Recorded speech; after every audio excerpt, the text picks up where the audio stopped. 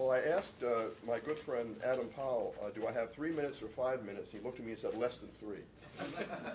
So I will try to adhere roughly within those strictures. First of all, as Dean of the Annenberg School for Communication and Journalism, I want to welcome all of you to this really important session. This is an important topic. It's an important slice on that important topic, and there are very important people in the room to keep this dialogue going. I want to especially welcome Ed back to the left-hand coast. I think it is fair to say that as important as public broadcasting is, and it's hugely important for the future of democracy and representation in America, it is grossly understudied and supported by universities in terms of research and training the next generation. And I'm going to brag a little bit on Ed and myself, or my school rather, which is that I think the two leading universities that devote the most attention to research on public broadcasting is American University and the University of Southern California. And this is a great partnership, and I hope we can continue this partnership into the future. I, of course, want to thank Jeff Cowan, who is, I guess, down in the desert with Bill Gates right now, so he's thrown us over for Bill Gates. I especially want to thank Adam Powell and all of his colleagues at the Center for Communication Leadership and Policy for continuing to do this good work in raising issues of public broadcasting. Now, as the dean, I'm going to, of course, save substance for last, and I just want to toss out a couple of thoughts, if I may. One of the advantages of leaving Washington, D.C. and coming to the left-hand coast, which I have done, is that you're sort of thrown into the land of innovation. It's crazy innovation. It doesn't always work. But relative to having lived inside the Beltway for decades and decades, when you come to the left-hand coast, and I get to hang out with people like Brenda, who say we really have to change. We really have to move forward. And I, as serving on the Corporation Public Broadcasting Board for 10 years, one as chair, I understand the challenges that confront all the local stations, the national organizations, in trying to adjust to this very, very difficult set of circumstances as technology changes, demographics changes, the politics change, and we're stuck in the middle of it. But I will have to say, wearing both my academic hat and former CPB hat, we either innovate or we die. That's just the bottom line. We may not die in the sense of keeling over, but we will become irrelevant. The young people who attend American University or the University of Southern California will no longer listen to public radio, nor will they look at public television if we do not innovate. Now, it's very difficult to innovate in a crisis situation, but as someone once said, a crisis is a terrible thing to waste. And so if I have sort of one substantive message this morning, it is we have got to innovate, and quite frankly, the public broadcasting system does not have a reputation for being innovative. If you ask the average young person, professional in broadcasting, we don't have a reputation for being terribly innovative. Now, the irony is we do some good innovation, but it's not enough, it's not fast enough, and we don't explain the innovation that we're doing and why we are doing it. And so, especially this weekend where we're surrounded by funders, I'm sure the funders will help make this possible, hint, hint, hint. But we have to do that ourselves as public broadcasting stations and public broadcast citizens. So with that message of the need to innovate, I welcome all of you, and I look forward to hearing examples of innovation. And I think that's really what is unique and really important about this session, is that Adam Powell has invited all of us here to talk about innovation, organizational innovation, financial innovation. And so I think that I'm looking forward to taking all sorts of notes. I brought my iPad, but I also brought the old technology to take these notes. I also want to recognize my former comrade in arms, Vinny Curran, still comrade.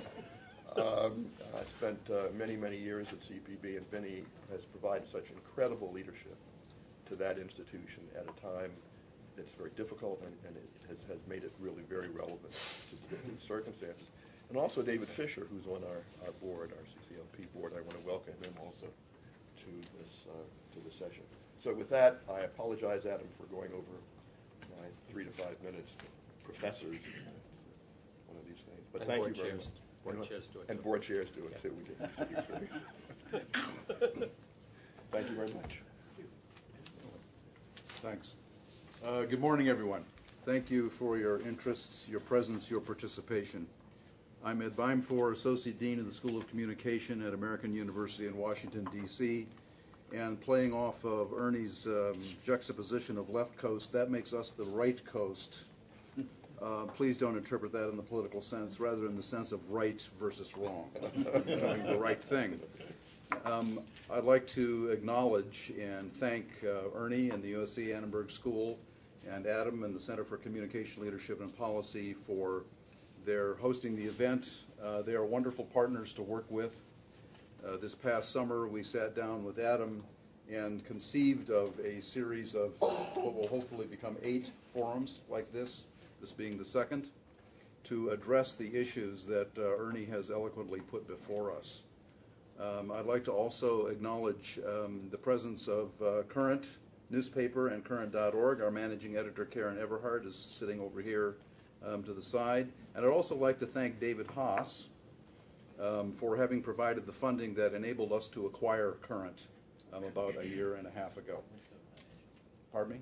Being Wincote Foundation. Yes, thank you. Wincote, W-Y-N-C-O-T-E Foundation. I think that Ernie has correctly positioned the situation. This is a watershed moment, an inflection point, if you will, in the history of public broadcasting. In what form it will survive and persist is very open to question at this point, and it is our hope that by bringing bright people from a wide latitude of positions and scenarios together into the room, that organic ideas, possibly solutions will emerge that we can then disseminate and help ensure the future of public broadcasting. So that said, I turn it over to you, and thank you again for your interest and participation.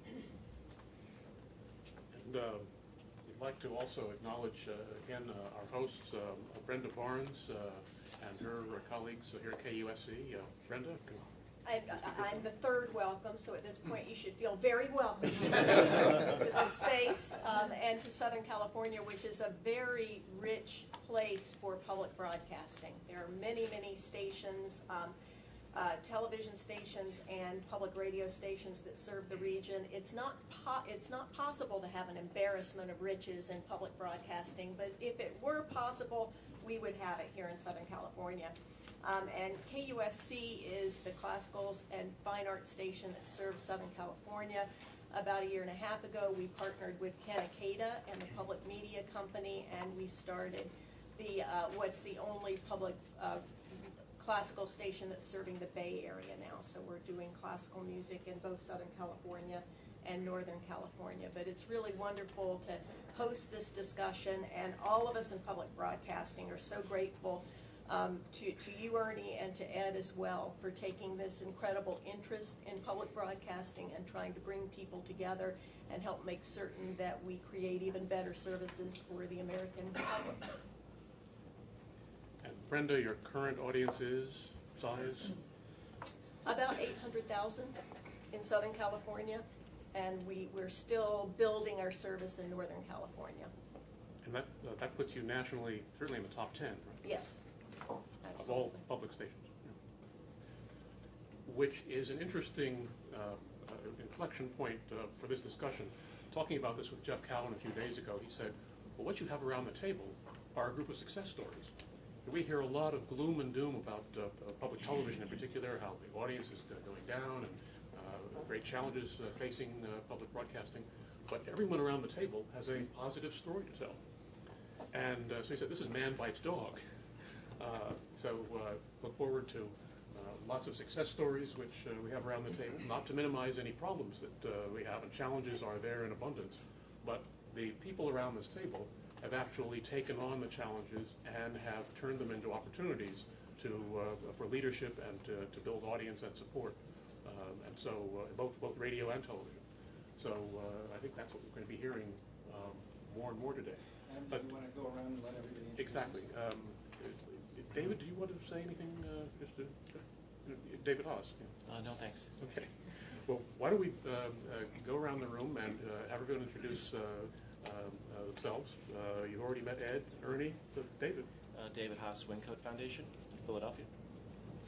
Dick McPherson, McPherson Associates, Philadelphia, fundraising consultants.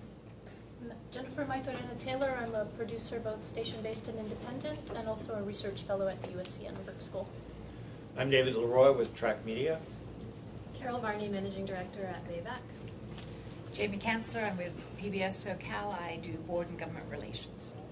Booker Wade, GM, KMTP San Francisco. Ed Miskevich, Station Manager, PBS SoCal. Vinnie Carton, COO at CPB. I'm JJ Yor. I'm the head of Marketplace Public Radio. I'm Jonathan Barzil. I lead the Freedom of Expression team at the Ford Foundation. Ken Ikeda, Co-Managing Director of Public Radio Capital and Public Media. I'm George Rivera, the Executive Producer of eHarlem TV, a hyper-local show based in New York City. I'm Suzanne Marmion. I'm the Director of News and Editorial Strategy at KPBS. I'm Stephanie Bergsman, Associate General Manager at KPBS. I'm Bill Davis from Southern California Public Radio, and we really like to hire people from KPBS. I'm David Fisher, the Capital Group and an investment management firm. And let's go around the... Heather Houston with Wincoat. Barbara Hopper, Wincoat. Michael? Michael Park, doctoral student and research associate at the CCLP here. He's our eyes and ears on the web. Mark Fuerst with Current. I'm Jeffrey Baum. I'm the Managing Director of the Center on Communication Leadership and Policy, and I'm also the President of the Board of Trustees of Pasadena City College. And we hold the license to KPCC, which we're so pleased that our Southern California Public Radio to operate. Hi, I'm Karen Everhart. I'm Managing Editor of Current, as Ed acknowledged earlier, and I'm here to report on the discussion. Eric? Sorry. I'm Eric DeWeese, General Manager of KUSC. And Marianne Fisher, and I'm involved in children's social services. okay, so we had the round of introductions. We have a theme for the day, and I also want to just add in one sentence of thanks to Eric, because I just arrived in the facility this morning, but I gather he turned the place inside out to make all this happen and make it look effortless. So, thank you. It was. So Mark, over to Mark first. This is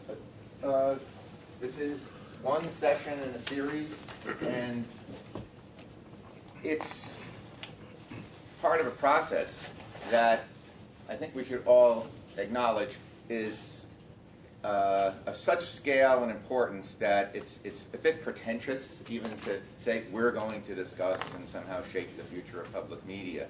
But I guess we should probably also feel if we don't, who will? And there has to be some place that the discussion takes place. It won't take place just here. This isn't a single forum and isolated from everything else. What we tried to come up with was a strategy in which we could engage the leadership in different sectors of a field that's expanding and changing, and bring them together in such a way that there was some cumulative effect of having this periodic set of meetings. So we used a couple of rules that I think are important for me to articulate so you'll understand why we made some of the choices that we did in setting today's thing up.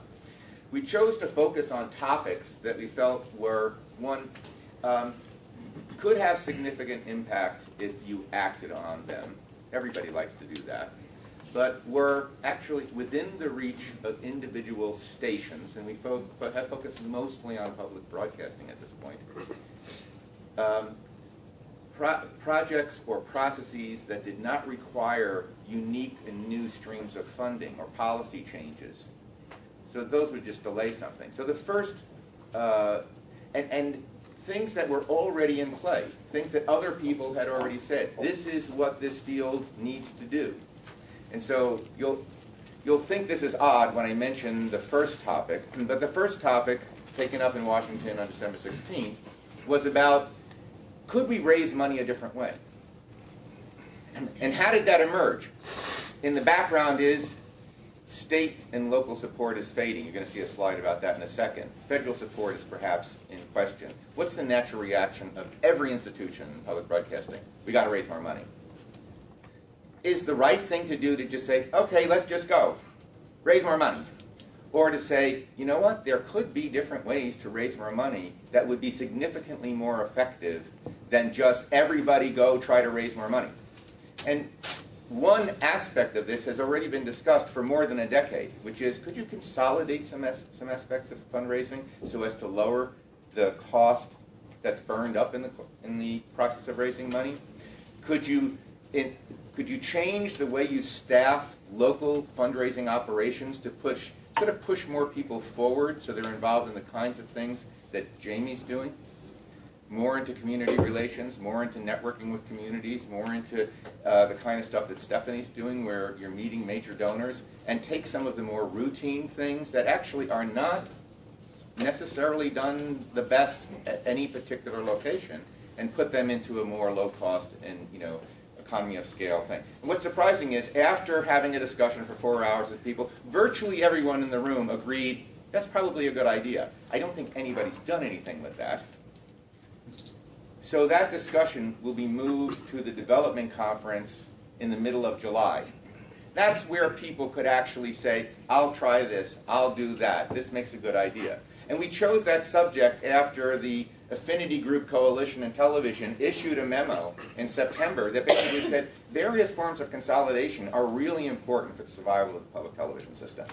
So that it wasn't like Current, even though I would say if you go to the newsroom in Current and you listened in on an editorial meeting, people would say, why isn't there more consolidation? Why isn't there more this? Why isn't there more that? But we've said it shouldn't be either Current or Annenberg or AU's themes. It should be themes that exist in discussion in groups that are already leading this large body of people. So this one is targeted to a question that has surfaced over and over again, which is in a time when more and more people will have direct access to national programming, there is a reaction on the part of almost all stations to say, oh, we need to go local.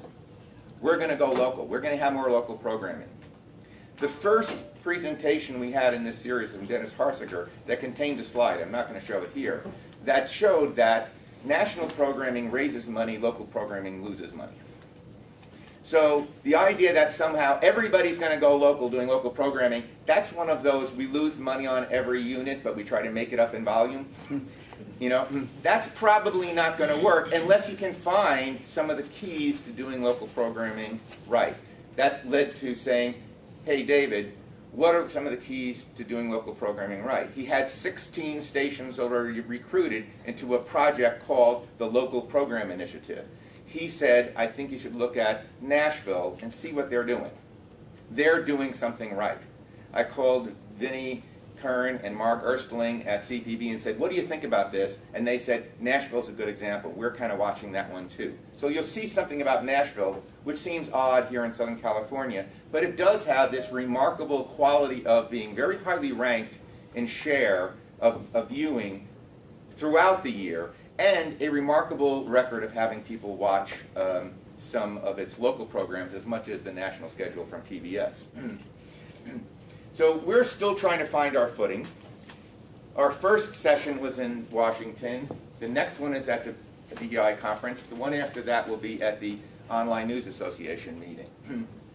Here's the real background, the divergent trajectory of public radio and television. This is the change in their gross cash revenues over time.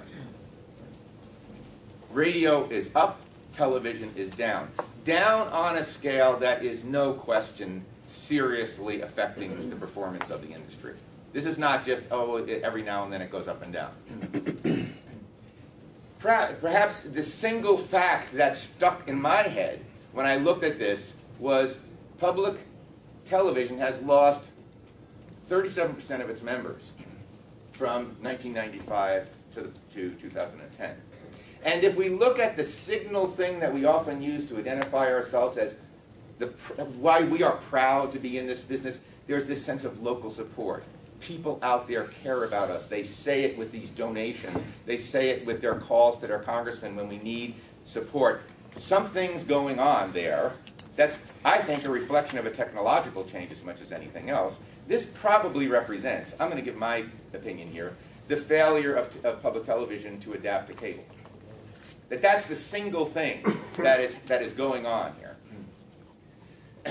Underwriting revenue goes through a similar kind of rise and fall, but look at the peak here in around 2000 to here. It's a significant loss. $329 million drop. These are fairly serious things. The radio story is just so much different, and we have stations in this room that are part of this thing. The top 10 radio stations between 1997 and 2010 increased their gross revenues by $140 million. The total budget for NPR is $166. Now that's not netted for the fundraising costs, but you can see where these changes are coming from. And then in the background you also have this other thing. Here are 3 of the stations that we did take pretty close looks at. Each one of them is essentially experiencing gradual losses in local institutional support, whether it's university support, local tax support. Some were transferred from school board stations to non-school board stations. But we were just talking about this at the beginning of this meeting. This sort of money, when you compare it to the other things, this comes at a very low cost in terms of fundraising. That other money that's raised, much of that is raised at a cost of fundraising in the mid-30s. Donors cost something to get. This money comes with meetings and sit-downs and budget allocations. These losses are very significant. So what we're seeing is the move of the individual donor to become more and more a part of the fundamental structure of what moves this thing forward. And I'll just make a speculative observation here. It's one of the reasons we have the people from PBS here, is that if you look at how some stations are changing, they're changing around the presence of major donors. They're changing because there's the intervention of a person who says, I'd like that to happen. We were going to have Robert Rosenthal here from the Center for Investigative Reporting. That place has gone from 7 employees to 70 employees in 4 years. Why? Major gifts. They don't even have a small donor program in place. They want to get one, but they don't have that in place. So the presence of foundation support, large individual gifts, seem to be, this is a hypothesis, I don't want to make this more than an observation, seems to be central, but we certainly know that over this period of time, individual giving has been a propelling force in the field. And we know that in radio, I don't have these facts for television, there's almost a one-to-one correspondence between use and support. It isn't just that people like what's going on, they're using it and then they support it. So the projects that I think have to propel us into the future may have to take this into account, and that challenges us creatively. It's not just, I have a good idea. It's, I have a good idea that might be able to reach a large number of people, make them feel that I'm important in their lives, and become a part of the donation base or whatever it is that's going to sustain that in the future. That's my introduction here today. I want to end my part without it, there's kind of some gloomy stuff in there. Here's Tom Thomas's last slide that he presented, and I think it captures a lot of what we need to think about. We as a group own, collectively, hundreds of broadcast properties. We have an enormous and highly respected industry that often rates in the top tier of institutions in the United States in terms of credibility. There's a great story Dick McPherson told me of. They were doing house-to-house canvassing to get donations for public television in Denver, right? And the canvassers came back and said, wow, that was some of the best canvassing we ever did. Why? Because when you knock on your door and say, I'm from public broadcasting, they say, oh, I like that. I watch that. My kids watch that. That's a good thing. We have a great thing. there's a sense of gloom. And part of, I think, our mission here is to dispel that and say, there's a lot of stuff here that could be reoriented, redirected, reformatted to work better. So I'm going to step away now and say, one of the success stories we looked at was, how did Nashville go from being essentially a second, one of those backwater school board stations that nobody really paid any attention to one that steps up to the forefront, becomes what people here like to talk of as significant community institution, raises its level of community support, and becomes one of the top-rated stations in public broadcasting. And David's going to give us that story. While David is setting up, we have a couple of people who just arrived. They can introduce themselves. Hi, I'm Denise Pines. I work for Tavis Smiley. Our show is the Tavis Smiley Show on PBS. We do PBS specials as well. We have 2 programs on PRI that airs. And we have a number of new programming that's coming out towards the end of this year, next year. I'm Harry Lennox. I just got in from Panama, and boy, are my arms tired. But no, I just got the note. I'm sorry about my tardiness, but I was at LA Live rather on time. But I'm an actor and a filmmaker, and I'm delighted to be here. I'm a huge consumer of PBS, and so I'm just here to learn things. So thank you. And again, just a word about format. We're very much into a conversation, and so David and others will welcome questions and comments. So, David. Yes. Now for some, as they say, something completely different. All right. Track Media stands for Television Ratings Analysis Consortium, and we were formed about 30 years ago. And just about every major station in the system is a client. And what we do is we analyze the TV ratings and do a lot of interpretation and so forth and so on. The other thing that's unique about me is I've been married to the same woman for 54 years. And she writes a number of observations about public broadcasting, PTV, and so forth every week. And I'm going to bring a different perspective to this particular discussion. And it started with the idea of just stop whining. Just stop whining. And I'm going to say, where you sit determines what you see. So if you're in this particular thing, you're going to see a football game from the 6th seat in the end zone. If you're lucky and you're on the 50-yard line, about 35 seats up, right? And of course, if you're a national policy maker, you're way up here, enclosed, Buffett bar, so forth and so on. Or you're not in the stadium, maybe. Yeah. This is where I live.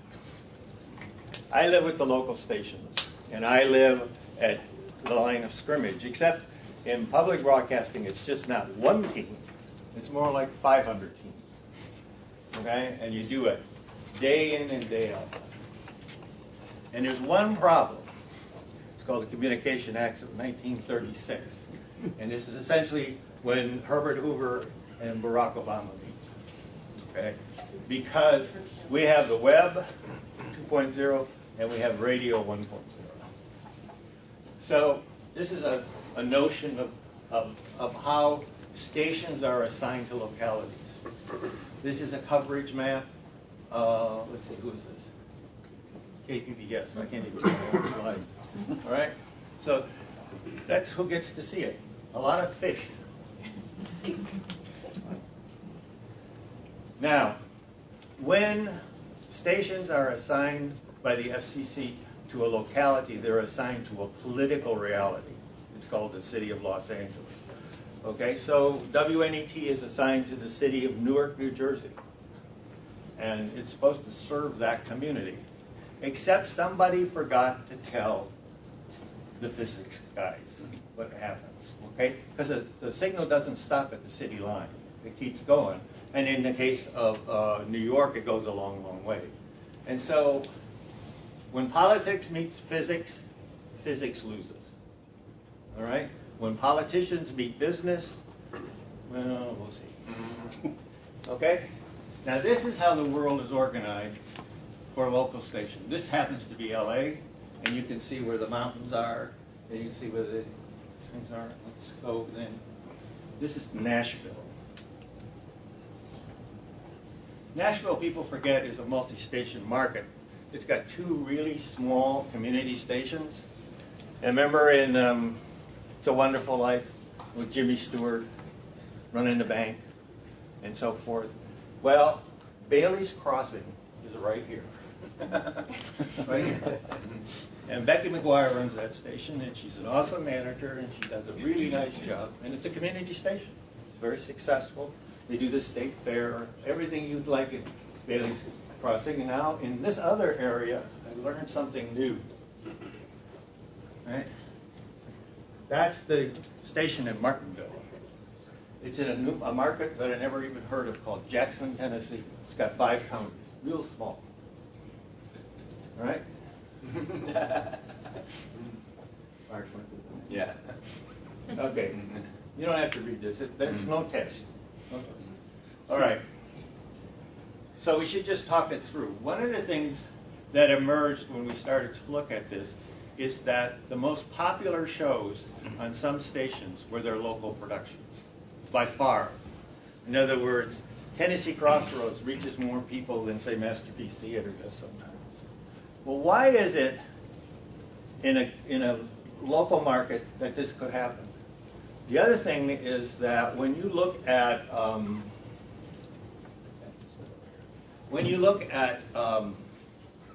how well these stations do, that it's the mix of the local programs that are important, all right?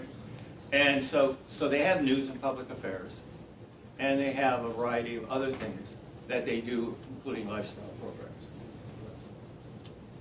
So we're just going to skip through this. The MPL's loyalists are just who you would think. They like public broadcasting. The weekenders come and watch on the weekend. They don't watch during the week. The butterflies are just what they sound like. They come and they watch, and then there are the kitty audiences. Now what happens here is that most of these are separate audiences. All right? Now, Mark, why don't you talk through that slide? You want me to do this? Yeah, I just want to. What distinguishes the Nashville station, and certainly one of the reasons why people are talking about it, is because the second most viewed program in their schedule is a local program. You've got millions of dollars poured into national programs, put into good spots in prime time, and for some reason, and David has been exploring this, a local program with a modest budget, the total budget for the entire station is around $4 million. And they produce a significant amount of local programming. They have only 40 staff. And yet people tune in to see this Tennessee Crossroads. They tune, in fact, its repeat ends up in the top 10. Volunteer Gardener, another local program. Women in War is one of their local history programs. Yes. They end up with this whole group of programs that compete effectively with the best stuff that you can put out in the PBS schedule. And when you go and look at another station, like San Diego, you can see that the 4th and 5th show are local shows. Right?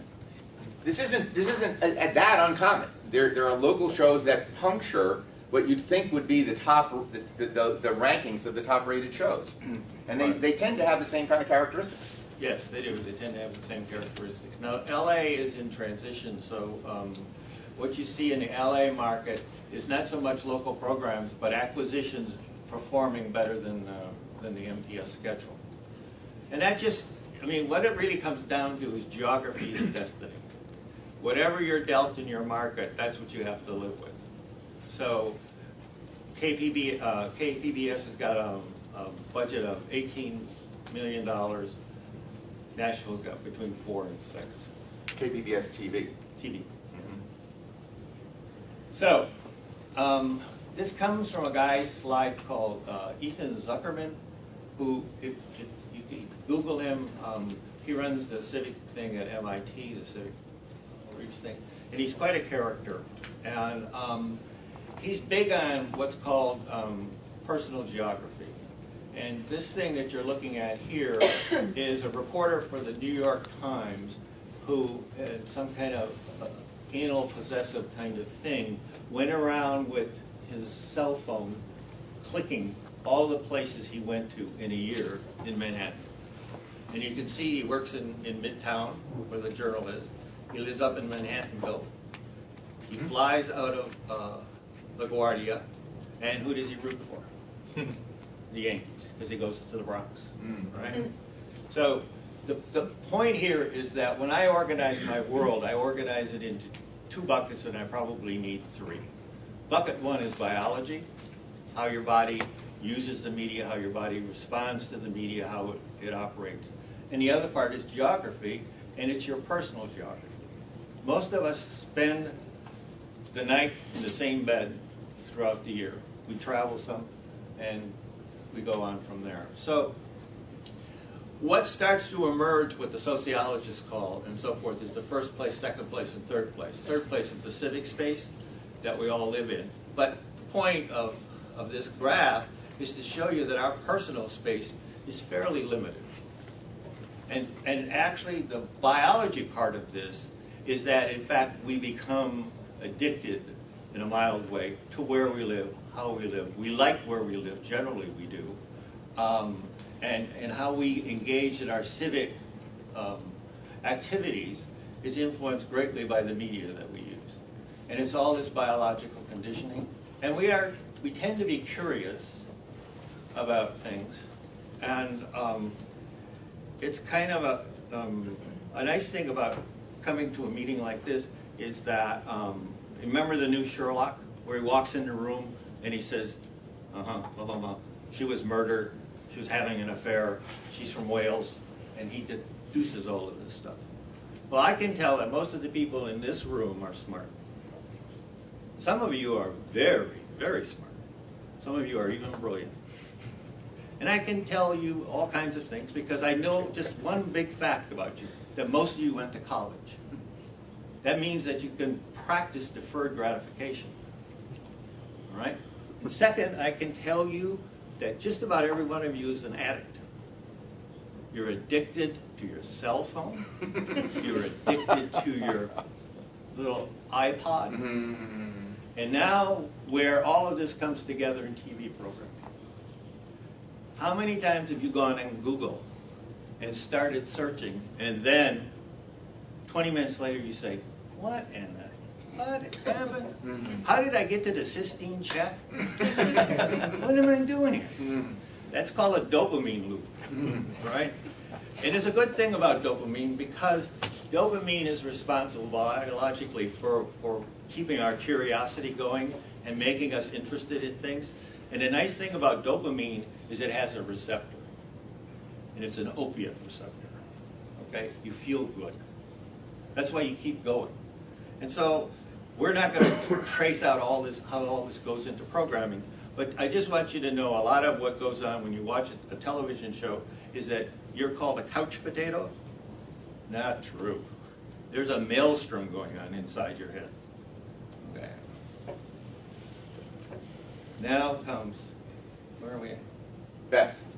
Okay. You're supposed to now, this is where Murphy always strikes, Mark. Do you want to see if there's any comments? Yeah, let's stop here. Let's stop right here. Let's just say what we're going to do. The thing is, we can't toggle on this system. We have to go out of the PowerPoint, go pull up the video, and then we're going to watch it. But let's begin with, I want to get some reaction to the point that you made already. There are people in this room who do some of the things you're talking about. David. Yes.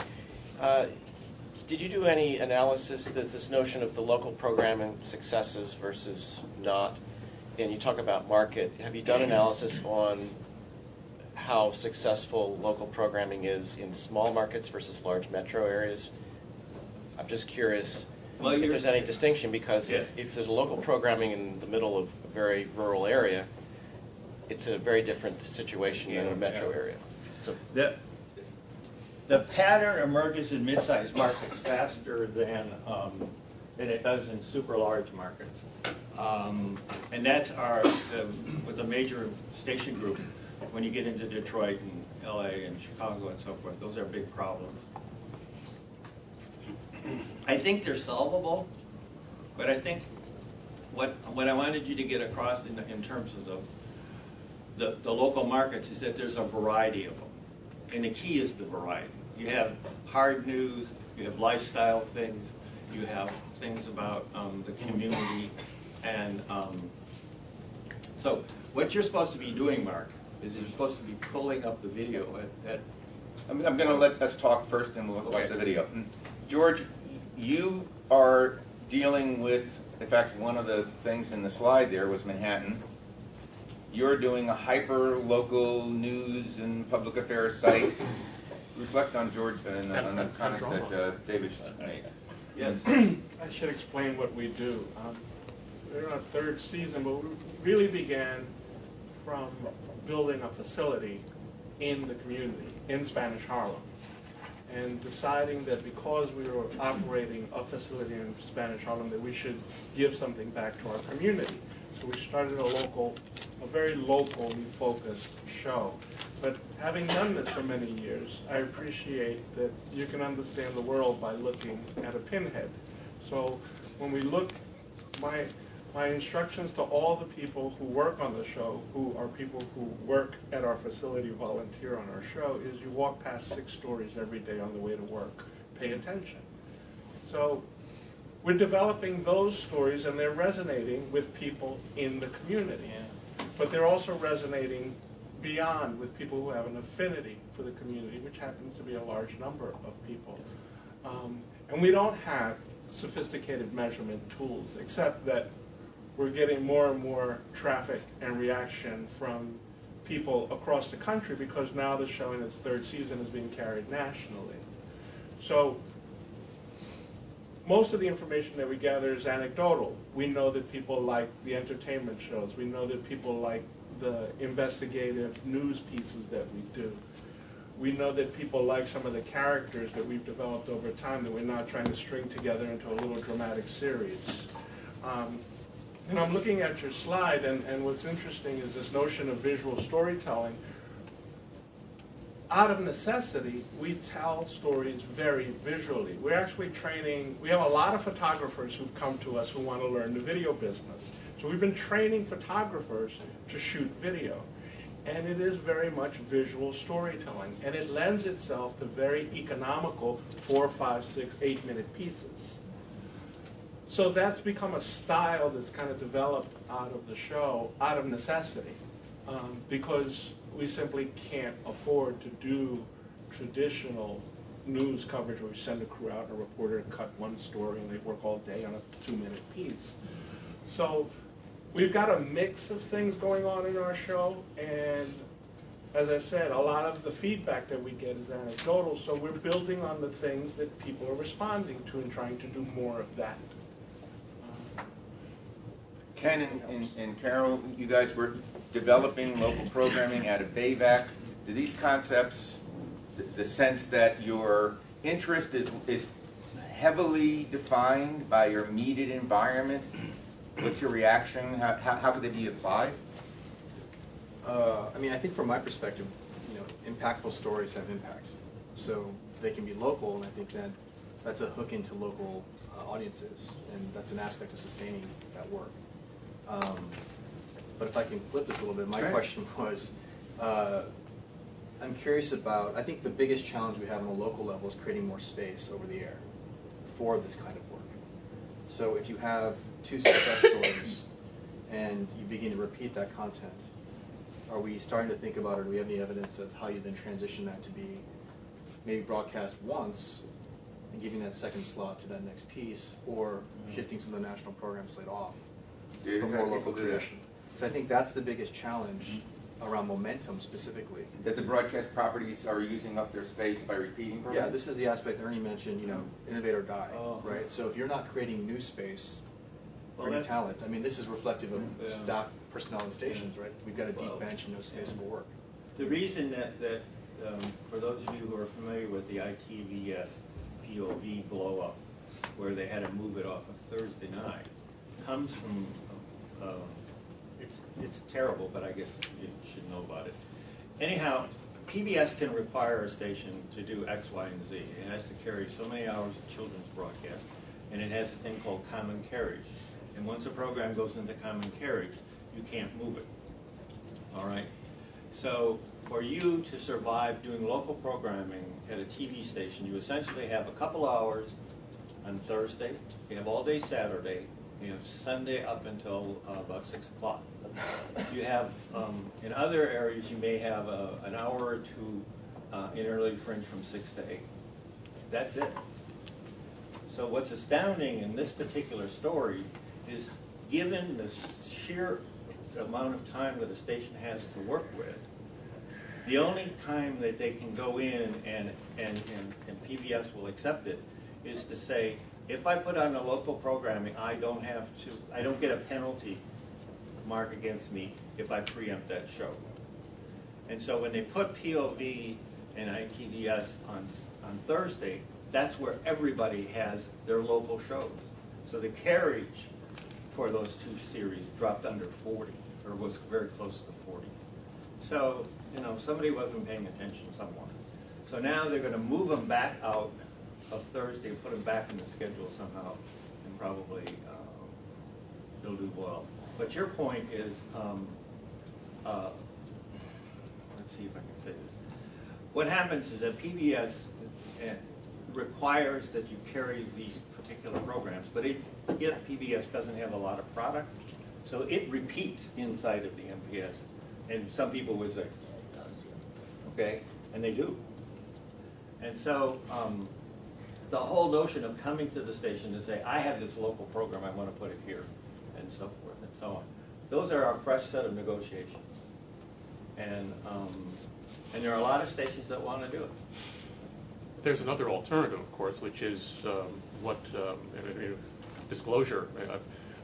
I preceded Booker as manager of KMTP. When we went on the air with KMTP, it was a PBS station with no PBS core program. Is that right? Just with other things that we cherry-picked off the satellite. And Booker's gone even farther in the independent area. And here in LA, of course, KCET has created a totally different schedule. So you could have multiple public stations in a market with more latitude to do local programming. Bill had a question. Bill? It's not so much a question as an observation, because you're talking about that sort of, how our brains are wired, how we respond. And if you look at the growth of public radio over the past 15, 20 years, it's been driven almost exclusively by news magazine programming. That is stuff that is basically 3 interesting minutes followed by 3 interesting minutes followed by 5 interesting minutes followed by 3 interesting minutes.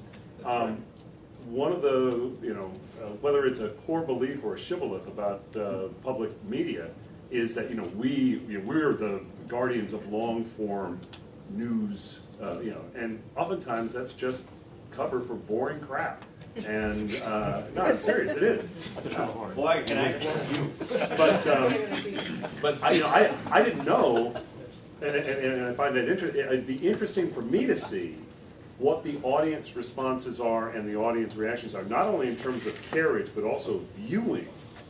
How many people actually sit through these hour-long documentary programs, or multi-part, documentary programs, because my gut intuition tells me that the audience ain't near as big as we think it is. For television programming. For television programming. So what's the response on that? Yeah, he's right. Oh. So, I mean, the thing is that... well, let me just say, that was a very broad statement. And when you that's right. Which part was wrong? It kind of covers a whole lot of other stuff going on. The boring crap. The boring crap. So let me just jump in here. So there's a ton of great. I'm not saying that, but let me just jump in here. So first of all, on the Thursday night thing, I don't want to get into too deep an argument with David because he knows much more about this than I do. The idea that stations are programming local things on Thursday night is wrong, because CPB has more money invested in ITVS and the Minority Consortium programming that is going to reach air only through Independent Lens and POV. Then we have the entire national program schedule. So this discussion between ITVS and PBS was, needless to say, of great interest at CPB. So I went back and I looked. Every Friday we get overnights from Thursday. And it's 50 markets, and attached to the overnights is a spreadsheet of who carried what on Thursday night. Nobody's putting local programming, not at least on those overnights. It's repeats of, here's another run of Downton Abbey. Let's So that's what rerun Ken Ken is talking Burns the about. War. Is that, Ken, is that the point you're making? Partially, Yeah. Mm-hmm. Yeah. So David, is this true, what he's saying? No, I mean, the thing is that. Actually, what happens forward is the that- spreadsheets. But what tends to happen is that the rate in the markets that we are looking at, when you go look at the most popular programs that are shown on Thursday across the entire United States, all right? Maybe this is a better way to say it. Okay. Those top programs are all local. In general, they're all local. All right. There are 54 metered markets. I think there are 54 or 56. That's about right. And some of them are very venturesome in what they do in local programming and so forth. Those, because I live at the line of scrimmage, are the programs that drift up into our consciousness. This is what the stuff that Judy follows every week after week when she looks at it. And almost all those shows are on Thursday. The story about the 54% and what happened with the stations and so forth came from the president of the PTPA, which is the Programmers Association. And there are some important stations in that group and some not so important stations. But in the main, when it went into Thursday, there tended to be a pushback from the big players. And that, by the big players, I mean the programmers. I'm going to give Vinny a chance to respond. Do you want to react to this? I would just say that it's a very textured system that we have with a lot of dynamics going on. So I think we need to be very careful about making very general statements which could lead to into conclusions that are difficult. From my perspective, and I have great personal support and institutional support for some of the things that ITVS is doing. And I think there certainly is a question of how much of a documentary, let me just put it this way, I've seen a number of great half-hour documentaries in public television that ran for 2 hours. So, and much of that is coming from ITVS type programming where producers are so passionate about their topic that it's very difficult for them to come with an outside perspective on how is this thing being played. I think we get into the other just kind of broad statement I'm making. We're focused here on local stations, which is terrific. There are really two challenges here that we have in front of us. One is, what is the future of the national public television service? And that's one whole set of things that we need to really figure out. And the other is, the cliche, but the really important cliche of, and in the present day media context, what is the future of the local public television station? And those are two very different questions. Certainly, the National Program Service is part of that question about the local station, but it's far from the entire question. And I think we need to be careful when we have a conversation like this to keep in mind there are two really those are two questions that are important questions, and they're really different. Your analogy about the football stadium, depending on where you sit on those two questions, you'll see very different things. So. Can I just ask a point of information, David? You said that you see a lot of things coming in from local programming on Thursday nights that's successful. Can you just name two or three that haven't that might not be well known? Oh, okay. This one here, the tape you're about to see is. I want to make it just a little bit broader, and then I'll come back to the unknown one. The reason you don't see them is the FCC. In other words, a local program is broadcast in a market, and I can't put it up on the dish and watch it in downtown LA. I may want to watch the Harlem show, and somebody has to distribute it. But if it's a local show in Nashville, Tennessee, that gets to see it, Nashville, Tennessee. Now we're all hoping that streaming and all this other stuff will allow us to have those shows get a wider distribution. And I'm asking everybody, what are just a couple of success stories besides Nashville, which we're about Well, to you tomorrow? see in San Diego, they have 4 strands of local programming that do extremely well. And when you go, I'm trying to think, this is where my wife should be. Well, WHYY has a local program that runs at that Thursday night slot. I don't know how well it does. I don't know. You're not going to find, that's what I'm saying, when you go and you look at the spreadsheet, what you see is, and this, I don't question that, there are some great examples of local content running in those. What most stations are doing on Thursday nights is they're rebroadcasting they're repeating other programs from the national schedule. Or British comedies.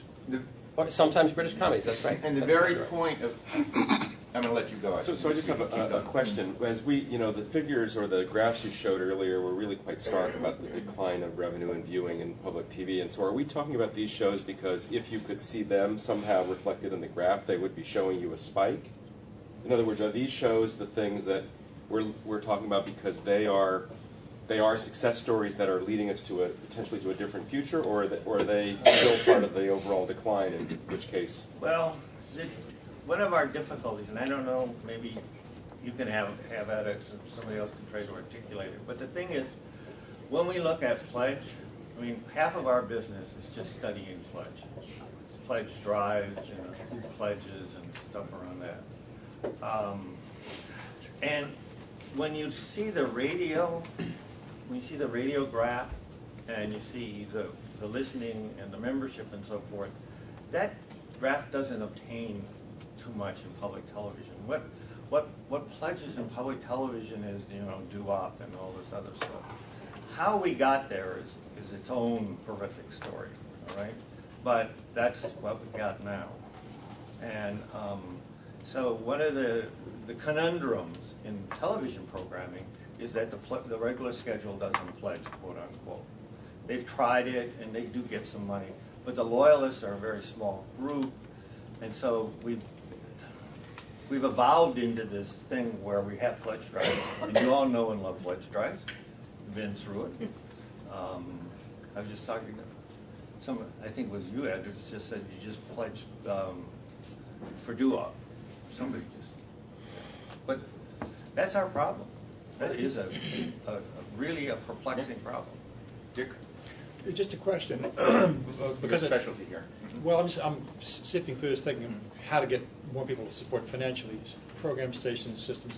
But my question is, because of technology, do we know, or is it worth asking, the percentage of people who watch a local program who themselves are not local? In other words, I'm listening to George thinking, is that a number? I mean, is it 1%, 2%? Does it depend on the I know Phoenix broadcasts a lot of interesting programs about the Southwest. I don't know whether you get to the point where lots of people who live in Philadelphia watch a program done by... something like the Desert Speaks. Yeah, are there numbers? I'm just curious how many non-local people are watching, quote, local programs. There are numbers, not for public television, but there's some interesting numbers for websites. For example, there was a website in San Diego, was it Simon San Diego? I forget the exact name of it. Was getting a lot Voice of... of San Diego. Well, not Voice of it, but Chris's first one.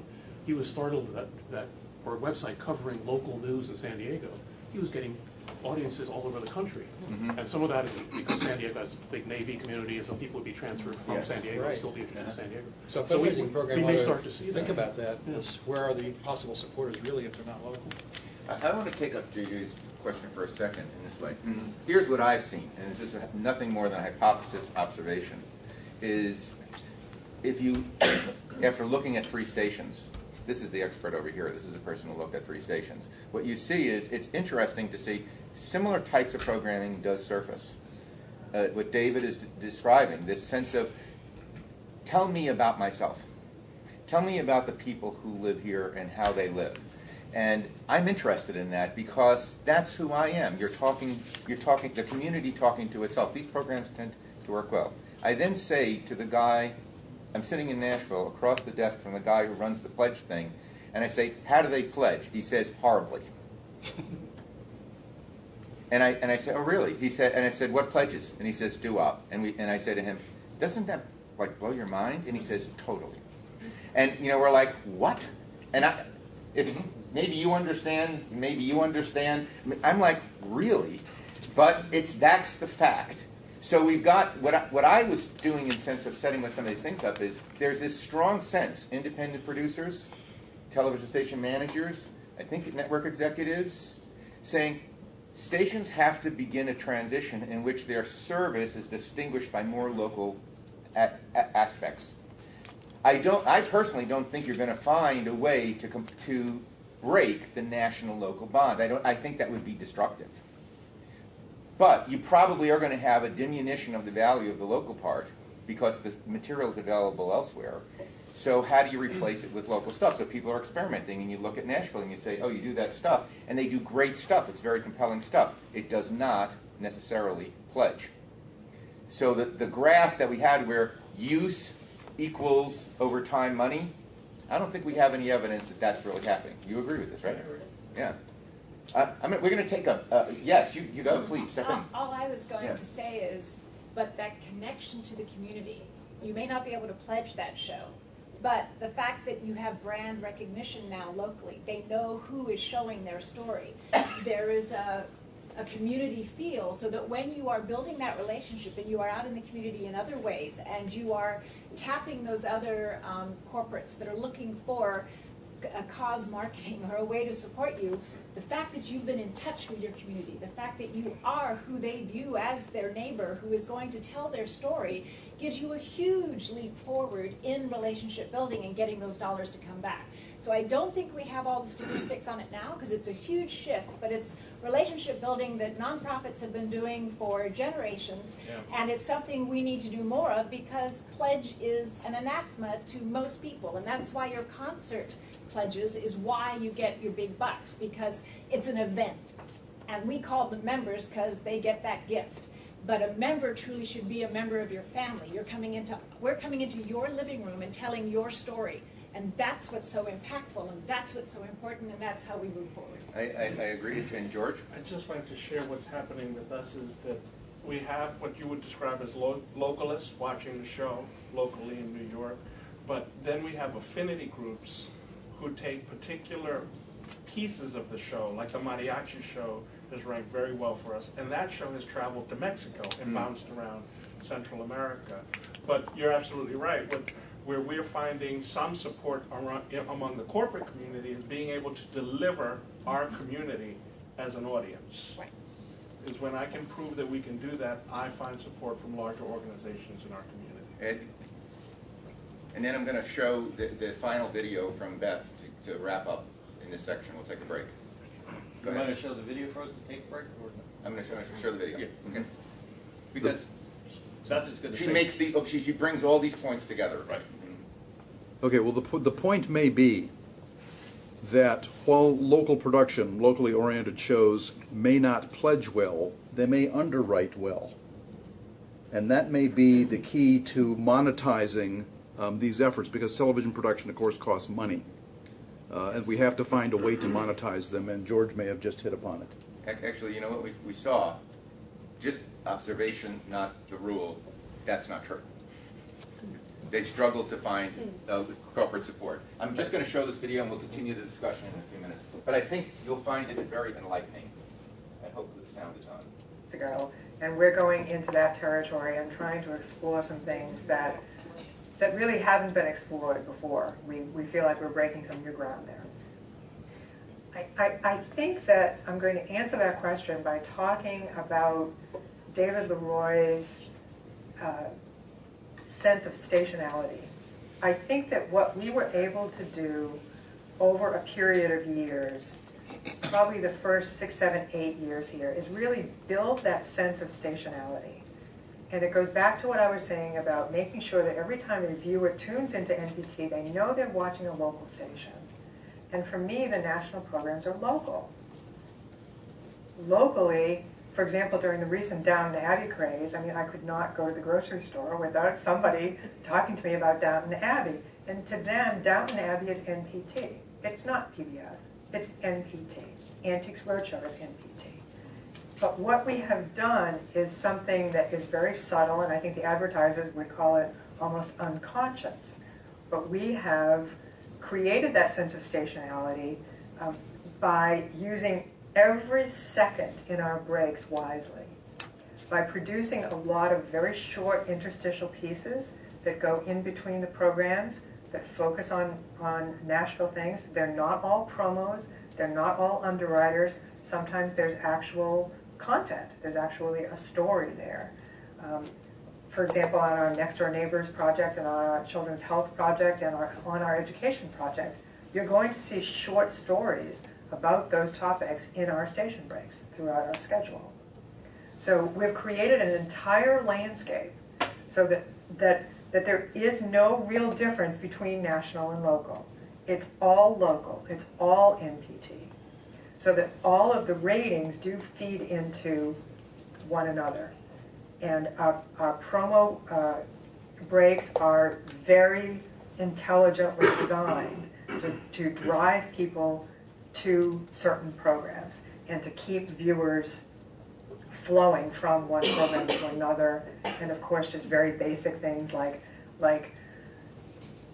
promoting history programs around American experience and scheduling them in appropriate ways. The positive feedback that we got were mainly in the form of ratings. But I have to put that in a bigger context, because that's not just one thing. You don't just create a program or a series or even work in a genre and see your ratings grow up. That's just not how it happens, at least in my experience. And one of the very first things that I did here when I first came here, I think within the first couple of months, was hire somebody who would be working on station breaks. My goal from the day I walked in the door here was to make sure that every time a viewer tuned into NPT, they would know that this is a Middle Tennessee station. So that we were interested in localizing. And we did a lot of things around that, a lot of big things. We changed our call letters. This used to be WDCN.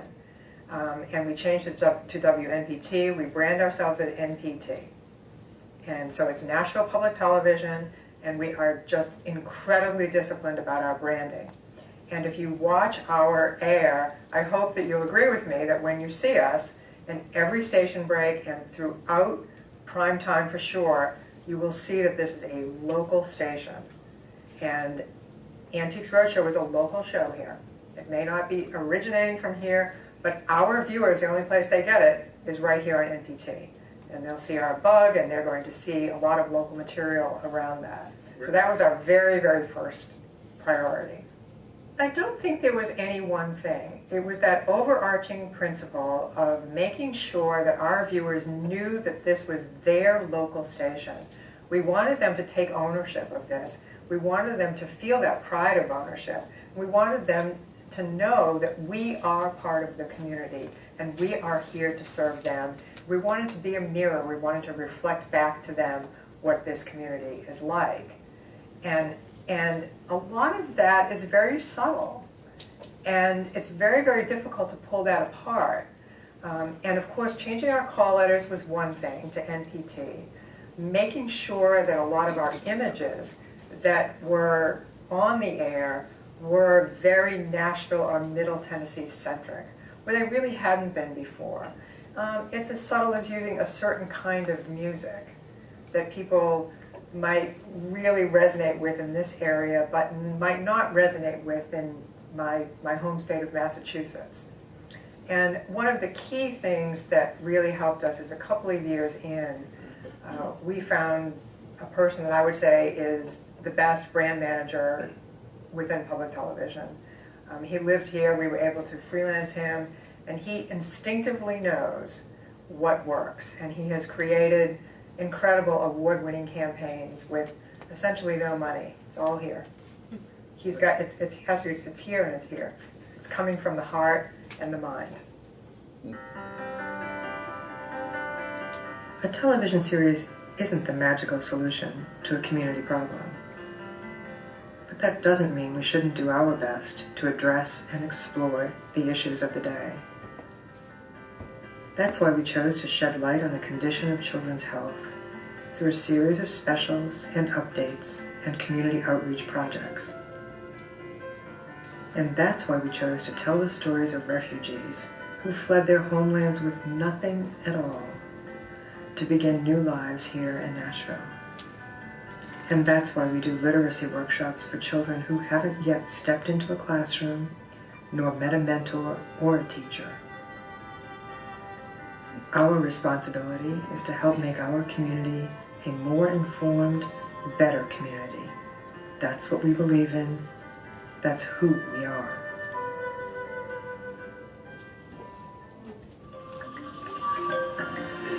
Where will NPT take you next?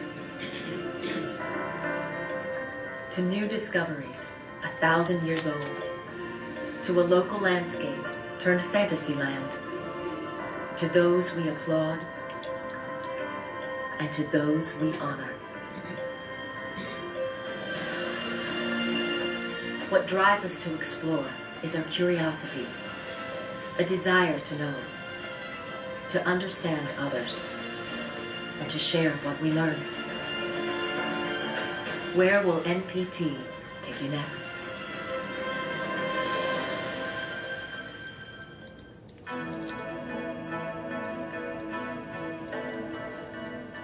All of us at Nashville Public Television want to thank and share this 2012 Emmy Award for Community Service with all of those who helped us on our ongoing station project, NPT Reports Children's Health Crisis.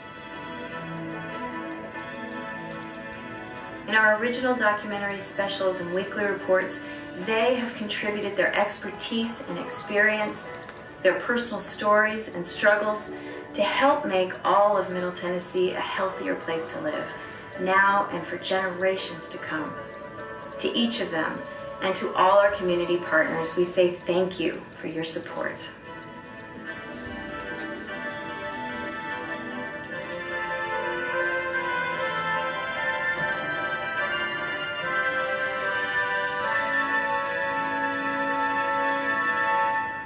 I think you kind of can sense that they've got a particular skill at bringing who they are.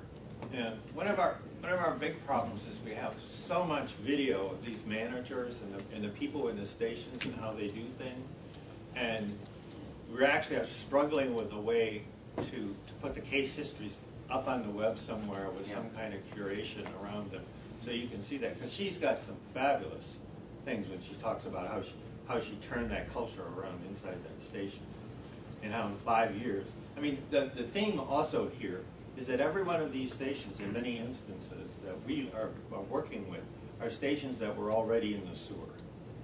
That they physically, in 5 and 6 years, picked up and so forth. So when KPBS was left with Mr. Steen retiring and so forth, you guys had an awesome debt to work off and so forth and so on. And that's actually the message here. The message is it's very redemptive, and stations can really become good successes. And that works too, by the way. I happen to live in Virginia, but we get we got out of 3 or 4 different ones, and Maryland Public Television, actually what she described is actually accurate. I watch it almost every day for a couple hours a day. Yes. And it's mainly to do the one on the life of the crab and the depletion, and it works. You know, even though I live on the other side of the Potomac, it works. It describes about your immediate environment. Yeah. We didn't get to it, but the thing is that there is up on the track website a whole bunch of stuff on the local program initiative. But I have done a lot of format analysis, and what emerges from Tennessee Crossroads is one thing. First of all, they get to hear their own voice. The listener gets to see and hear themselves. Second, much of that program is celebratory. They still do news and public affairs, and they still do where they got the Emmy and so forth and so on. But it's the ability to celebrate every man and woman. So. And they also are damn good storytellers. We have a request from the web. We have 2 requests from the webcast audience for us to go around the table again to introduce everybody. But first, why don't we take a quick break, and that's forward promotion, I think. Start again at 11, Adam?